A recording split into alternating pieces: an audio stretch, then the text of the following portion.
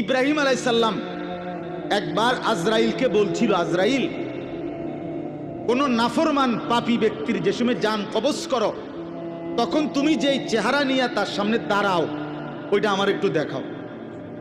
কিতাবে আছে, আজরাইল বলছে ইব্রাহিম আলাইহিস সালামকে যে আল্লাহর কসম আপনি সহ্য করতে পারতেন না। ইব্রাহিম আলাইহিস সালাম বলেন, না, তুমি আমারে দেখাও, আমি দেখুমই। তো আজরাইল ওই আকৃতিটা ধারণ করছে। কোন পাপীর রুহু কবজের সময় উনি যেই চেহারা ধরে, অত্যন্ত নিকৃষ্ট কুৎসিত চেহারা। তো কিতাবে স্পষ্ট আছে, ইমাম কুরতুবী বলেন ইব্রাহিম আলাইহিস সালাম চিৎকার দিয়া বেহুশ হয়ে গেছে।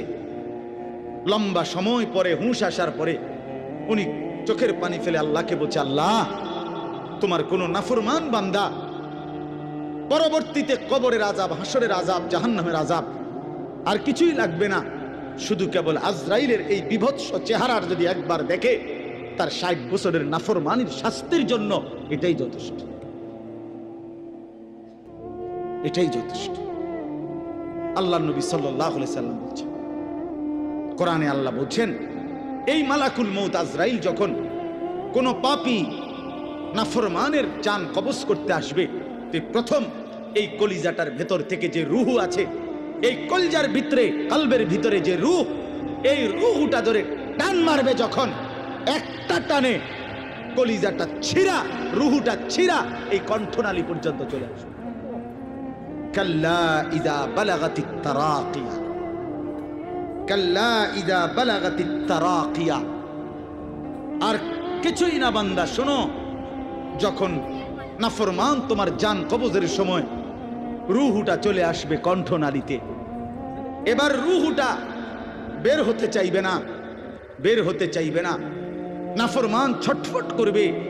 আর ফেরেশতা আজরাইল, ফেরেশতা ছিঁড়া বিরা কোন জিনিসকে, কোন ধারালো লোহা, শিক, এটা যদি আগুনের মধ্যে, আপনার আগুনে পোড়ানো জিনিসের মধ্যে টান দেয়, তাহলে যেরকম ছিঁড়া বিরা আসে, আল্লাহর কসম, আল্লাহ রাসূল বলছে, আজরাইল যখন রূহ ধরে আবার টান মারবে, তো সমস্ত তোর শরীর ছিন্ন ভিন্ন করে এই রূহ বের করে আনবে। ওয়াকিলা মান রাক, আল্লাহ বলে আশপাশের মানুষগুলো তখন বলবে, ওই লোকের ছটফটানি দেখা, হায়, তাকে বাঁচাবার জন্য কোন ওজা ডাকো, বৈদ্য ডাকো, ডাক্তার ডাকো, কবিরাজ ডাকো, কে আছো তাকে চিকিৎসা করবে, ডাকো না, আনো না, অত ভীষণ ছটফট করছে। আল্লাহ বলেন, যান্না আন্নাহুল ফিরাক, কিন্তু ওই নাফরমান বুঝে ফেলবে আজ আর তাকে কেউ ফিরাইতে পারবে, তাকে দুনিয়া থেকে বিচ্ছিন্ন হতেই হবে, তাকে চলে যেতেই হবে। বন্ধু আমার, বাপ আমার, একটা জরুরি কথা আপনারা বয়স্ক লোকেদেরকে বলি। রাসূলুল্লাহ সাল্লাল্লাহু আলাইহি সাল্লাম বলেছেন, আমার এই কথাটা খেয়াল করেন, নবীজি বলছেন, ইন্নাল্লাহা ইয়াকবালু তাওবাতাল আবদ মা লাম ইউগাররির। বান্দা যখন আজরাইলকে দেখে, তখন তার রুহে, তার শরীরের মধ্যে আরে গড়গড়া শুরু হয়, মৃত্যুর গড়গড়া শুরু হয়।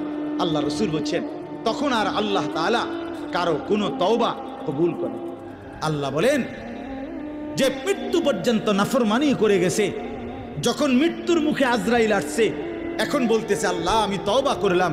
আল্লাহ বলেন, ওয়ালাইসাতিত তাওবা, এমন তওবা আমি আল্লাহ গ্রহণ করব না, আল্লাহ ছাড়বে না, আমারেও না, আপনারেও না। বিশ্বাস করুন, দুনিয়া আল্লাহ তাআলা তো শাস্তির জায়গা না। আল্লাহটা বলছে তো, আমি এটা শাস্তির জায়গা না, এটা পরীক্ষার জায়গা। কথা বোঝেন নাই? দুনিয়া কিসের জায়গা? এই জন্য ছাড় দেই না। আমি যদি ডেইলির ফিডা ফিরতাম, তো তুমি তো মাথা টিকতা না। আজকে যারা নামাজ পড়ে নাই, এখন যারা এশার নামাজ পড়ে নাই, মনে করেন এখন গিয়ে ঘুমাবে, তো ফেরেশতা যদি একটা লাথি মারে, আইয়া একটা কিচ্চা লাথি মারে, গাদ্দার ওঠ, তো একটা লাথির লোকে তো ৭টা মহাদেশ পার হইয়া যাবে। যদি একটা টানা চটকনা দেয় ঘাটটা বাড়াইয়া, কি হবে তখন? এই জন্য আল্লাহ কোরআনে বলছে, আমি যদি বান্দা নগদ শাস্তি দেই, তাহলে তো ঘাড় সোজা কইরা একজনও চলতে পারবে না। আমি তো জমিনটাকে, পৃথিবীতে আমি আল্লাহ শাস্তির জন্য না, এটা বিচারের জায়গা না, এটা আমলের জায়গা, বিচারের জায়গা আলাদা। মালিকি ইয়াউমিদ্দিন। চলেন, রাত গভীরে, অনেক রাত হইছে, আমরা আপনাদের কাছে বলার চেষ্টা করলাম।